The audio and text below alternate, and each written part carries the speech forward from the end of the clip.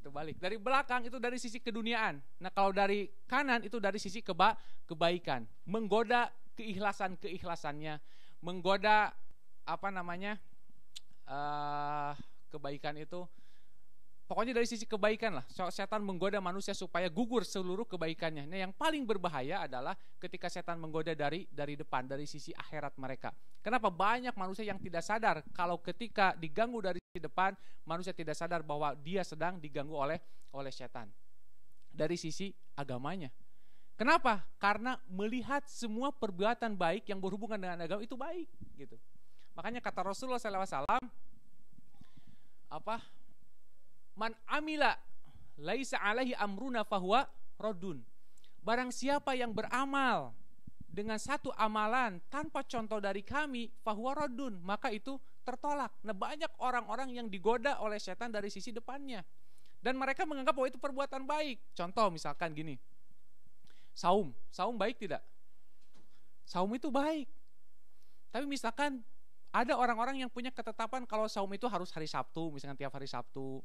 Saumnya sendiri baik. Nah, ada orang-orang yang menganggap bahwa perbuatan itu baik. Nah, ini kenapa? Karena tidak sadar. Beda kan kalau misalkan diganggu dari sisi keduniaan, hubud dunia. Manusia sadar bahwa itu hubud dunia tidak boleh. Ketika manusia diganggu dari sisi kemaksiatan, sadar bahwa itu merupakan perbuatan tidak boleh. Diganggu dari sisi keikhlasan dalam berbuat baik, manusia sadar bahwa itu tidak boleh. Tapi ketika manusia diganggu dari sisi depan, dari sisi akhirat, banyak manusia yang tidak sadar. Kenapa? Karena melihat bahwa itu perbuatan baik. Sholat baik tidak? Baik sholat itu. Tapi misalkan sholat ba'da subuh, tujuannya apa? Nggak tahu, pokoknya sholat aja 2 rakaat misalkan ya. Itu kan perbuatan kelihatannya baik, tapi di dalam Islam belum tentu benar. Yang baik belum tentu benar. Kenapa? Karena bisa jadi itu merupakan salah satu tazinnya setan, salah satu godaan setan yang membungkus kemaksiatan dalam bentuk kebaikan.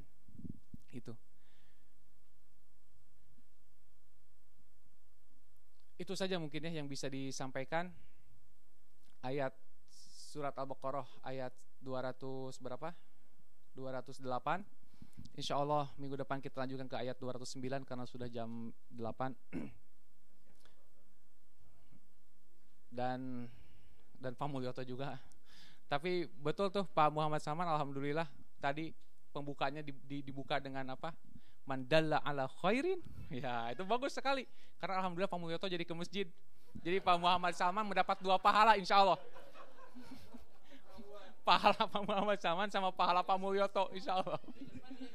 Falahu mislu fa'ilihi katanya gitu. Jadi insyaallah Pak Muhammad Saman dapat 2 pahala. Alhamdulillah. Insyaallah. Jadi minggu depan kesini lagi ya Pak Muhammad Saman biar Pak Mulyoto datang lagi insyaallah. Aku qouli hadza wa astaghfirullah li wa lakum walhamdulillahirabbil alamin. Assalamualaikum warahmatullahi wabarakatuh.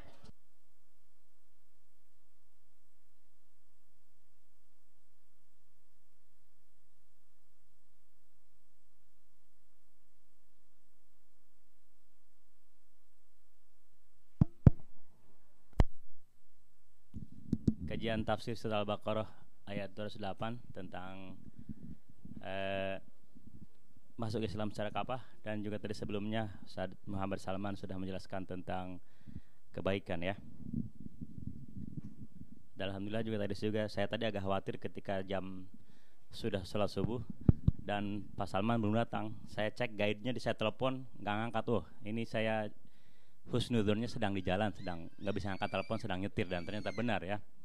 Suudonnya jangan-jangan di Nobel Park subuhnya jam 7 gitu suudonnya itu ya.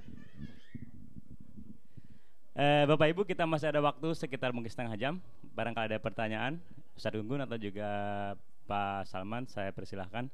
Tadi Ustaz Unggun tentang udkhulu fis-silmi kafah ayat Al-Baqarah surat ayat keberapa? 208 ya. Apa artinya kafah tadi? Ada 3 definisi tadi ya. Kafah, apa bahasa Indonesianya? Jangan terjemahnya pakai bahasa Sunda atau bahasa Jawa ya. Kafah itu bahasa terjemahnya adalah KB. Iya sama artinya kan Bok ya. Maksudnya kalau misalnya secara KB gitu kan. Itu jadi bahasa Arab itu mirip dengan bahasa Jawa atau bahasa Sunda gitu ya, sedikit-sedikit. Persilakan kalau ada pertanyaan. Harus ada pertanyaan karena Pak Dede belum keluar. Kalau Pak Dede belum keluar berarti itu sarapan paginya belum siap. Ya, untung ada orang Aceh yang menyelamatkan. Silakan Pak Jari ya. Saya juga akan nanya. Assalamualaikum warahmatullahi wabarakatuh. Ini sebenarnya mengisi kekosongan saja Pak Abu. Terima kasih atas sajian rohaninya. Tadi Pak Salman saya tanya sedikit Ustaz. Ya.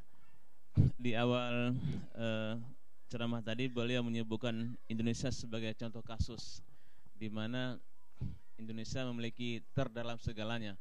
Ya, terkorup juga di Indonesia, Pak. Terbanyak muslim juga di Indonesia begitu. Ya. Terbanyak muslim juga barangkali juga di Indonesia kali ya.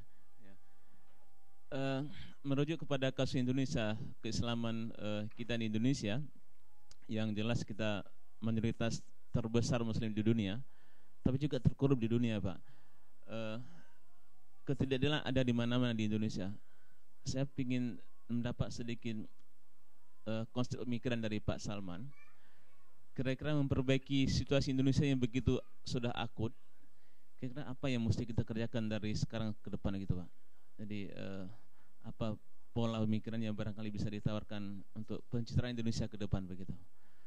Dalam konteks Islam ya, dalam konteks Islam kita bicara ini bagaimana yang harus kita kerjakan?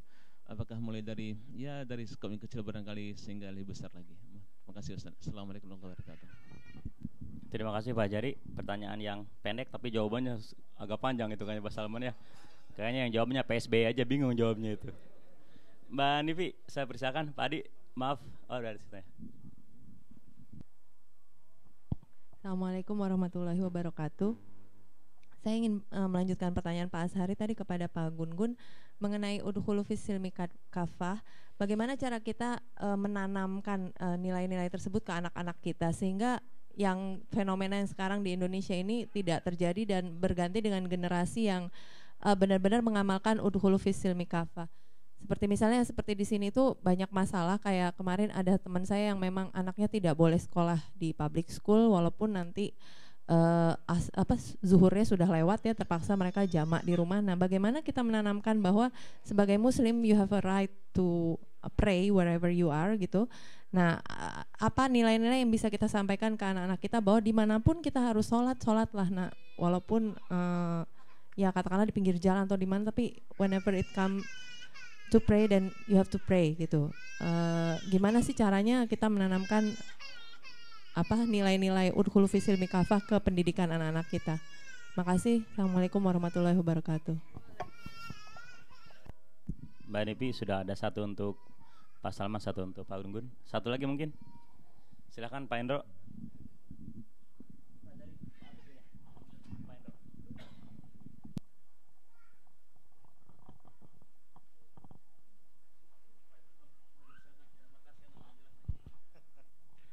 Assalamualaikum warahmatullahi wabarakatuh.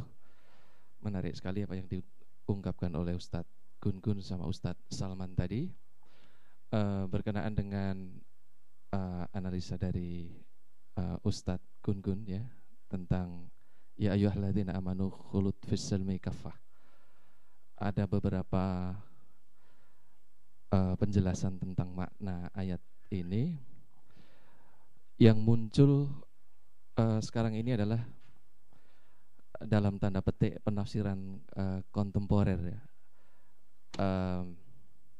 bahwa kafah itu meliputi Islam ya ekonomi, Islam ya sosial, Islam ya budaya, Islam ya politik gitu ya. Dan sekarang ini di Indonesia terjadi perdebatan yang marak sekali antara Islam kultural dengan Islam politik. Ada yang menyarankan bahwa Islam itu hanya pada tahap aspek kultural saja. Ketika kita mampu mengkulturkan nilai-nilai Islam, maka akan terbentuk satu masyarakat yang Islam ya. Barangkali suara ini sangat didengungkan oleh gurunya Pak Rizal ya, Abdurrahman Wahid mungkin ya, Islam kultural ya. Sampai mendirikan kampus juga di Canberra ya, NU, Akademi Nahdlatul Ulama ya. Tapi banyak juga yang kemudian mengusung Islam politik, bahwa sebuah khilafah harus didirikan ya di atas bumi ini untuk menginternalisasi nilai-nilai Islam. Bagaimana Ustadz Gun-Gun memandang ini ya. Kemudian yang kedua, persoalan setan sekarang juga ada muncul paradigma psikologi modern ya, yang menganggap bahwa sebetulnya setan itu adalah karakter psikologis manusia begitu ya. Bahkan ini juga diadvokasi oleh kalangan-kalangan dari Islam dengan mengambil ayat fa'alhamaha fujuraha wa taqwaha qad aflaha man zakaha wa qad khaba man dasaha. Ada karakter serigala jahat dan serigala buruk dalam kehidupan kita, dalam jiwa kita itu. Kalau kita menuruti kemauan baik dari diri kita, maka kita akan menjadi baik ya. Kalau buruk, maka kita akan menjadi buruk. Maka banyak psikologi modern yang sekarang mengajarkan you are the architect of your own life. You have to be responsible for your own life ya. Menurut Ustadz, bagaimana ini pergeseran pandangan tentang konsep setan seperti ini ya? Saya kira itu pertanyaan saya. Wassalamualaikum warahmatullahi wabarakatuh. Kita cukupkan 3 dulu pertanyaannya. Saya mengundang Pak Salman ke sini Pak, karena streaming katanya kalau jawab di situ nanti ada suaranya yang ada orangnya, penampakan itu nanti ya.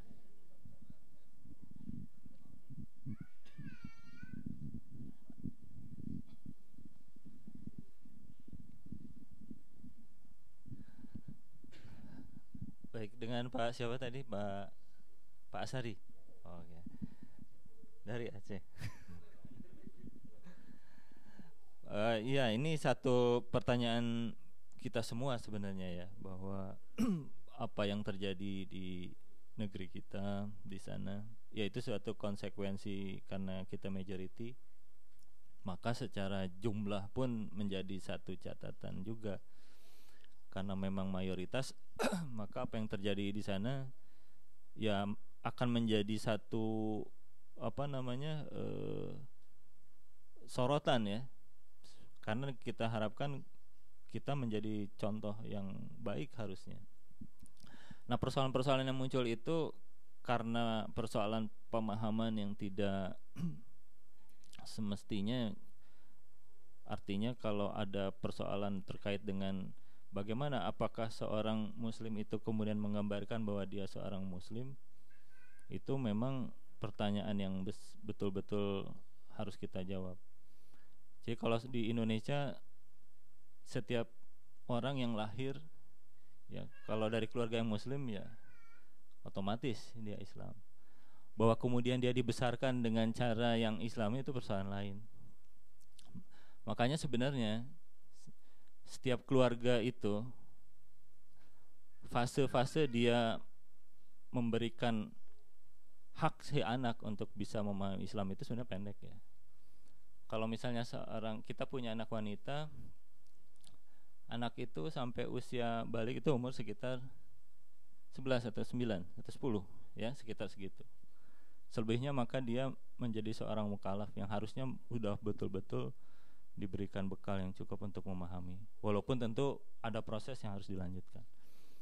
Nah, demikian juga seorang anak. Nah, tapi itu persoalan-persoalan itu kan dari sisi keluarga. Dari sisi masyarakat, kemudian juga bagaimana pendidikan itu dilakukan untuk bisa membuat seseorang itu menjadi orang yang memahami betul bahwa Islam itu mengajarkan seperti apa kebaikan itu juga masih persoalan yang besar. Sehingga kita lebih banyak memahami Islam secara ritual gitu.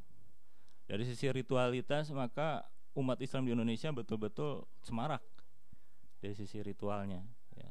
Bahwa Islam itu tumbuh menjadi agama ritual semata-mata gitu. Seolah-olah seperti itu.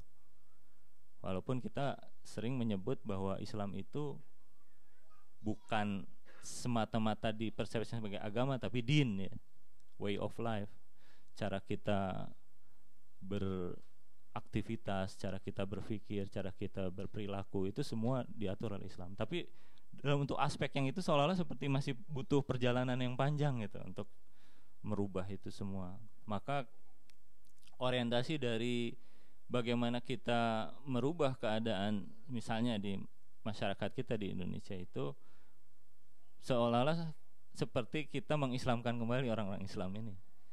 mengislamkan kembali bagaimana mengislamkan pola pikir, mengislamkan bagaimana cara mereka hidup, bagaimana cara mereka kemudian berkeluarga, bagaimana cara itu seperti masih menjadi PR yang besar gitu. Bahwa banyak masjid penuh misalnya ya, Ramadan semarak gitu ya, tarawih semarak, ceramah semarak, itu dari sisi ritual luar biasa di negeri kita. Maka untuk mengajarkan bahwa antri itu adalah satu bagian dari value Islam misalnya, itu dianggap persoalan yang lain gitu. Bahwa anazaifatu minal iman, oh itu juga sepertinya persoalan yang lain gitu. Bagaimana Islam mengajarkan kebersihan, bagaimana ketika anak saya ketika sekolah di sini justru dia nggak berani buang sampah sembarangan misalnya. Kalau mau buang sampah nggak ada tempat sampah, dikantongin dulu bungkus permennya. Sampai ke Indonesia bisa berubah itu misalnya kan. Tempat sampah di mana-mana, betul. Jadi yang namanya nilai bahwa anazaifatu minal iman itu akhirnya menjadi satu yang sepertinya tidak nampak gitu ya. Cara hidup yang bersih gitu ya, kemudian bagaimana perilaku tertib di masyarakat dan sebagainya. Dulu ada satu survei Pak, di majalah Reader Digest itu tentang ada satu survei ya tentang negara yang paling polite ya, the most politeness country gitu. Itu indikatornya ini misalnya seberapa sering dia mengucapkan maaf misalnya, seberapa sering mengucapkan thank you. Kemudian kalau dia jalan lebih dulu, berapa persen yang masih membengangi pintu ketika tahu di belakangnya ada yang masih jalan. Itu negara kita paling rendah. Paling rendah. Susah ngomong thank you, terima kasih maksudnya. Susah mengucapkan maaf. Dan kalau jalan-jalan aja gitu, sampai di belakangnya itu dilepas pintunya, walaupun dia tahu di belakang ada orang. Itu sederhana aja surveinya. Nah sebenarnya ada hubungan nggak sih gitu? Tapi di kantor-kantor di Jakarta udah mulai ada yang seperti itu.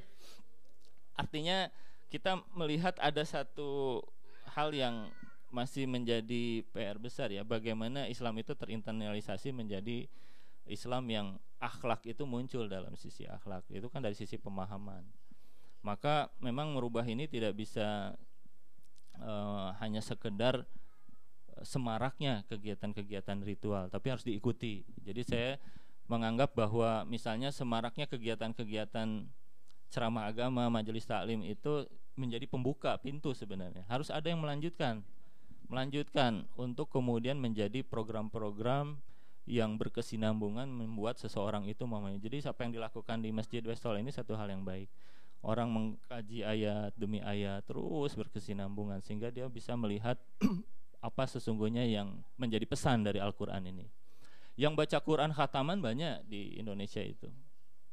Nah tentu harus diikuti dengan bagaimana memahami Al-Quran ini agar kemudian menjadi bagian dari kehidupan. Jadi Pak, sebenarnya solusinya sudah ada ya. Kita mulai dari membangun pemahaman Islam yang benar, dari mulai keluarga kita, di keluarga-keluarga yang ada, kemudian juga masyarakat harus tumbuh ya. Kajian-kajian keagamaan itu tidak lagi sekedar ritual, tapi harus mulai terprogram menjadi kurikulum yang betul-betul komprehensif untuk kemudian membangun perubahan itu. Karena peradaban itu tidak dibangun hanya sekedar ramai-ramai saja gitu ya, tapi harus banyak yang kita lakukan untuk merubah itu. Dan itu harus terinternalisasi. Keluarga itu harus jadi teladan, orang tua harus jadi teladan buat anaknya. Kita ini krisis keteladanan juga Pak, itu persoalannya. Banyak sosok misalnya orang yang menjadi tokoh agama, menjadi ulama dan sebagainya, tapi keteladanan menjadi persoalan yang lain. Kita sulit untuk mencari sosok role model yang betul-betul muncul di masyarakat. Seorang anak sulit melihat ayahnya menjadi sosok role model bagi dirinya. Nah ini menjadi persoalan gitu. Islam itu nggak sekedar tadi ibadah mahdoh aja, tapi kesalahan sosial itu kalau kemudian tidak terwujud dalam hubungan sosial, dalam hubungan dia bermuamalah, tidak menjadi sosok yang dia bisa dibanggakan oleh anak-anaknya ketika di rumah, tidak menjadi seorang suami yang bisa dibanggakan oleh istrinya, itu menjadi persoalan yang akhirnya Islam hanya sekedar ini. Nah ini menjadi PR besar buat kita. Dan Islam itu tentu saja di Indonesia menjadi banyak hal yang kemudian bisa menjadi contoh besar bagi masyarakat yang lain. Berusahalah kita untuk menjadi cahaya bagi sekitarnya, dimulai dari diri kita, dimulai dari keluarga kita, dan dimulai dari komunitas yang memang selama ini ada. Insya Allah akan terbangun itu. Walaupun harus ada juga kerjasama ya, yang lebih strategis. Dari sisi-sisi yang lain juga upaya untuk menumbuhkan Islam itu menjadi satu perilaku ya. Islam itu terwarnai di dalam kebijakan, semangatnya itu, value-nya itu terwarnai, itu harusnya juga ada. Karena insya Allah itu akan menjadi kebaikan. Nah jadi kalau jumlah kita ini besar, itu masih belum menjadi kekuatan sekarang ya. Karena tadi sebagian besar memahami Islam, tadi kalau kata Pak Gun-Gun baru sekedar sampai di lisan atau baru sampai di IKTP sekarang ya. Nah, bukan KTP lagi, udah sampai IKTP. Ya. Islam IKTP sekarang, kalau KTP-nya udah mulai pindah ke IKTP. Walaupun IKTP-nya belum pada dapat, Pak. Ya, baru capturing informasinya, sidik jari, retina segala macam. Nggak tahu udah disetor ke siapa itu informasinya. Baik, kalau begitu mudah-mudahan ini Pak, insya Allah kita tetap optimis bahwa perubahan itu pasti ada, tapi tentu harus dimulai, dan ini menjadi sebuah kerja bersama, dan kita mulai dari keluarga-keluarga kita juga, dimulai dari masyarakat terkecil. Kalau di Westall tentu ini sudah menjadi, mudah-mudahan ini keluarga-keluarga yang ada di dalam Westall ini juga menjadi cikal bakal nanti kan akan pulang, akan menjadi orang-orang yang menjadi pengambil keputusan. Siapa tahu dari sini lahir pemimpin-pemimpin masa depan gitu, dari anak-anak kita. Karena perubahan itu dari atas ya. Tadi kalau katakan godaan setan itu dari atas, dari samping, kiri, kanan. Nah ini perubahan untuk memperbaiki kondisi umat ini dari atas, dari samping, dari kiri, kanan, dari bawah juga ya. Nah, jadi maksudnya jadi kerja besar, kerja bersama, dan kerja strategis juga. Insya Allah Pak, kita tafaul, ya, kita optimis, dan itu akan terjadi. Assalamualaikum warahmatullahi wabarakatuh.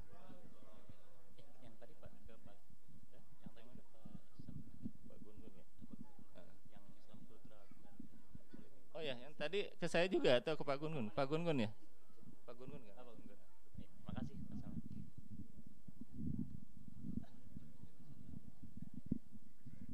Mas Salman.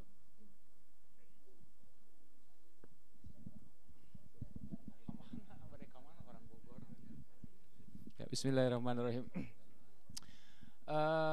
Yang pertama dari Mbak Nifi ya, kalau masalah tentang kafah, mengajarkan pendidikan kafah terhadap anak, mungkin yang lebih tepat mengajarkan adalah Ummu Najma, karena lebih tahu psikologis anak.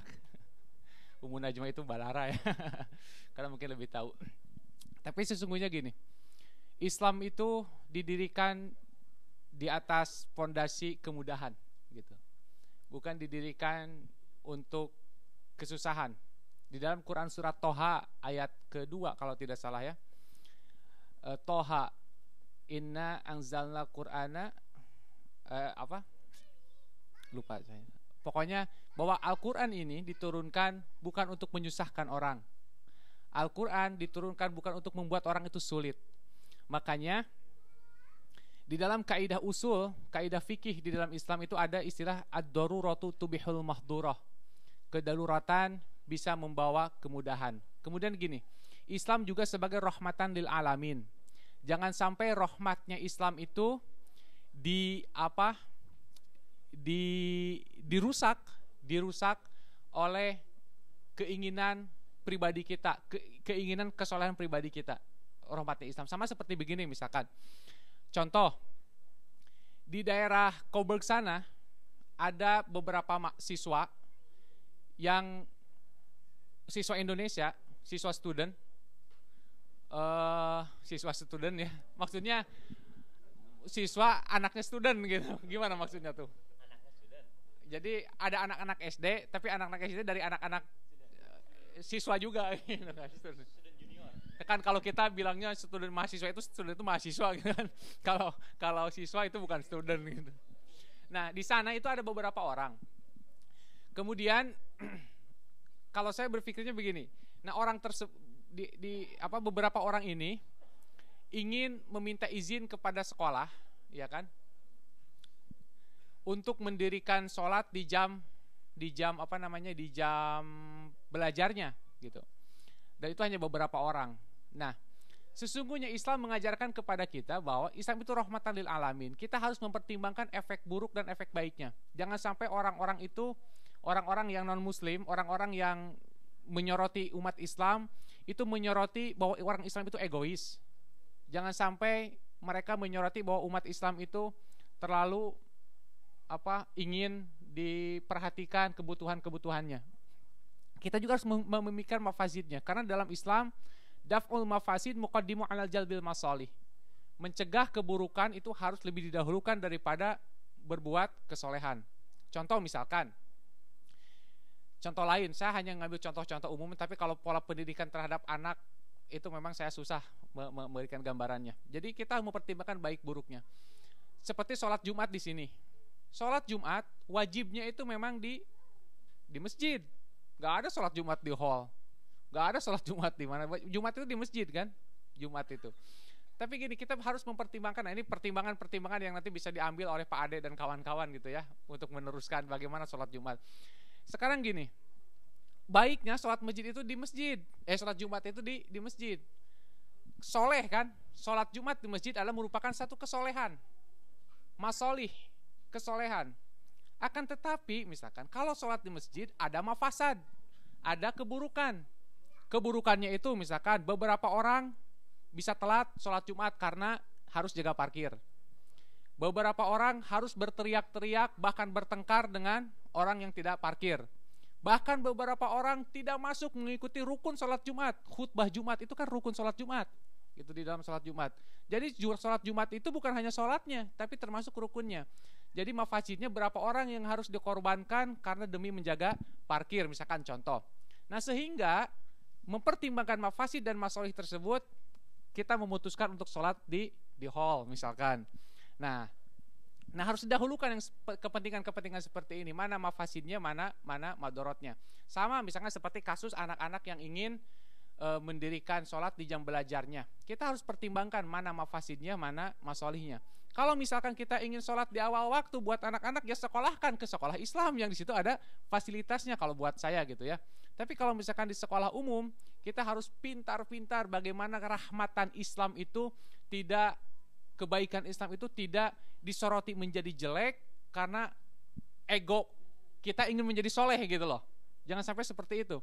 Ego kita kan ingin menjalankan aktivitas Islam itu secara benar, tapi jangan sampai orang lain menilainya kita sebagai orang yang egois. Sama seperti orang yang Jumatan tadi. Dia ingin sholat Jumat tapi merusak lingkungan. Dia ingin mendahulukan kesolehannya tapi dia lupa akan mafasadnya. Gitu. Nah, kepada anak-anak juga sama seperti itu. Jadi ketika kita ingin menanamkan kebaikan-kebaikan terhadap anak, karena kondisi kita seperti ini, kita harus pintar-pintar menimbang baik buruknya, dan tentu mencegah keburukan itu harus lebih diutamakan dibandingkan mencegah kesolehan. Tentu kalau kita berhadapan dengan orang lain, tapi kalau di keluarga sendiri ya tentu kesolehannya itu harus tetap ditanamkan. Itu yang pertama. Jadi ya ajarkan memang kepada anak itu kita harus sholat maksudnya curi-curi sholat, bukan curi-curi sholat,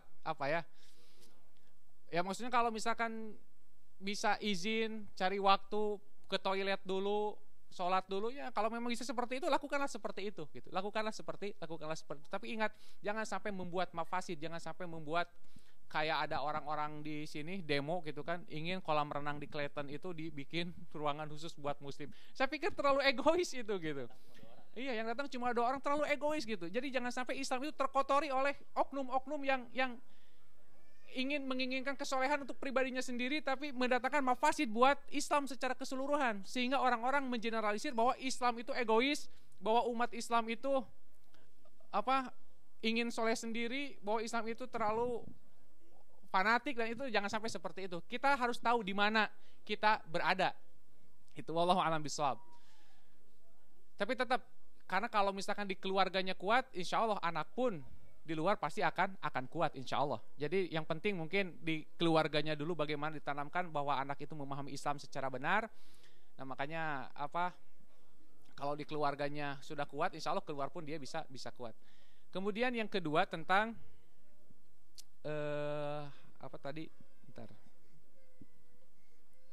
Islam kultural sama Islam politik. Sesungguhnya gini, Nabi Muhammad SAW itu mengajarkan kepada kita berpolitik. Nabi SAW tidak hanya mengajarkan kepada kita dalam urusan-urusan ubudiyah saja. Di dalam Islam itu diajarkan siasah. Siasah itu politik kan?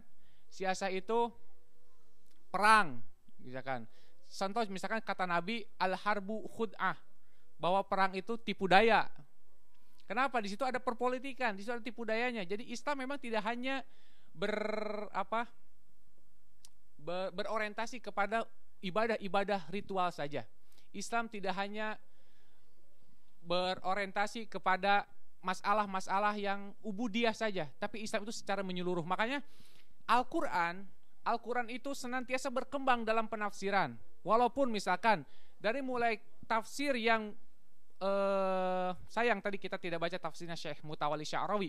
Kalau di dalam tafsir Mutawalli Sya'rawi itu mencakup keseluruhannya yang bisa kita jelaskan, termasuk masalah perpolitikan. Karena Islam itu tidak bisa dipisahkan dengan masalah-masalah politik. Islam tidak bisa dipisahkan dengan masalah-masalah dunia.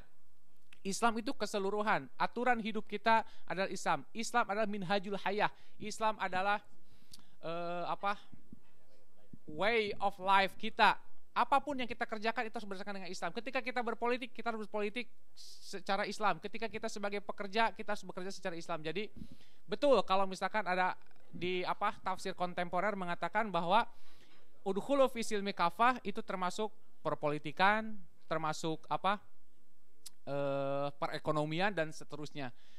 Makanya di dalam hal ini saya tidak sependapat kalau dengan gurunya Pak Muhammad Nurizal dengan Gus Dur. Kalau Islam itu Islam di rumah, kalau politik itu politik. Tidak. Islam harus menyeluruh masuk. Maksudnya inti Islamnya bukan membawa peci, membawa sorban kepada perpolitikan, bukan, tapi ajaran Islamnya gitu ya. Ajaran Islamnya harus dibawa kejujurannya, nilai-nilai kejujuran, nilai-nilai amanah, nilai-nilai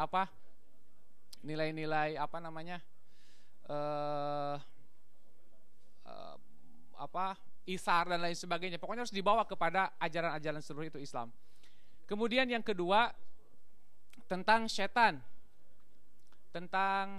Setan itu sebagai sifat yang senantiasa nempel di dalam diri manusia.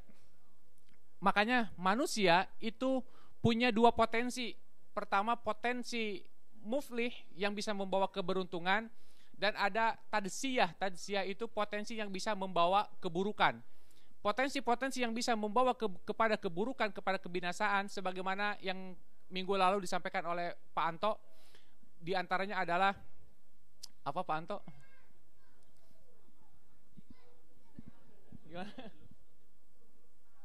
Keluh kesah, ya kan? Ajulan, ajulan itu apa? Tergesa-gesa, kemudian halu'a, banyak berkeluh kesah. Itu potensi-potensi manusia. Nah, setan bergerak di antara kelemahan-kelemahan manusia. Setan bergerak di celah-celah yang memang manusia itu dominan di situ. Ada manusia yang malas, setan akan masuk kepada sisi malasnya. Kalau setan itu berkeluh kesah, kalau manusia itu berkeluh kesah, maka setan akan masuk kepada pintu-pintu keluh kesahnya. Jadi setan itu memang sifat yang ada di dalam diri manusia. Ibnu Athaillah di dalam makolahnya mengatakan bahwa tinggalkanlah oleh kalian sifat-sifat bahaim kalian, karena sesungguhnya manusia itu terdiri dari 3 sifat. Kata Ibnu Athaillah, pertama ada sifat bahaim, kemudian sifat syaitoniyah, dan sifat insaniyah secara insaniyah bawaan gitu ya, seperti lupa dan lain sebagainya. Tapi lupa bisa ditumpangi oleh sifat bahaim, lupa juga bisa ditumpangi oleh sifat syaitoniyah. Banyak orang yang terus-terusan lupa dalam beribadah kepada Allah, itu lupa yang datang dari setan. Nah, itu setan berupaya untuk menjerumuskan manusia dari sisi-sisi kelemahan manusia. Wallahu a'lam bishawab. Wallahu a'lam bishawab. Terima kasih Pak Gunggun. Tadi jawaban tentang Islam kultural itu ya. Tapi memang kalau kita mengingat sebetulnya yang sangat kompeten untuk menjawab tentang Islam politik adalah orang yang di luar, yaitu Pak Ekrod harusnya ya. Islam politik beliau ahlinya itu. Tapi kalau melihat yang kemarin Pak Endro tentang Islamisasi indeks apa itu ya, itu yang nomor atasnya kan itu yang Islamnya Islam values itu kan, bukan Islam politik ya. Yang Finland apa, yang Swiss itu yang di atas korupsinya 0, berapa atau enggak ada, itu semuanya Islamic values ya. Sekarang makanya sekarang apa? Yang itu ya, berarti politik Islam ya. Makanya tinggal silahkan kita melihat mana yang menurut kita. Australia katanya, mengapa banyak orang pindah Australia, karena di sini Islamic values-nya mungkin ya, tapi yang masjidnya tidak ada, tapi orangnya kata Pak Salman juga sini buang sampah juga harus lihat dulu mana tempat buang sampah gitu kan. Itulah mungkin alternatif yang kita ini kan. Bapak Ibu rahimakumullah, sebetulnya masih sangat menarik, tapi karena Pak Dede sudah di luar, takut dingin, udah kelamaan di luar ya. Kita cukup sampai di sini kajian kita pada hari ini. Mudah-mudahan ada manfaatnya, mudah-mudahan menjadi tambah ilmu kita untuk bisa beramal, untuk semakin mendekat diri kepada Allah Subhanahu wa taala. Pak Dede ada pengumuman, karena beliau sudah menyiapkan makanan, saya berikan waktu pada, silahkan.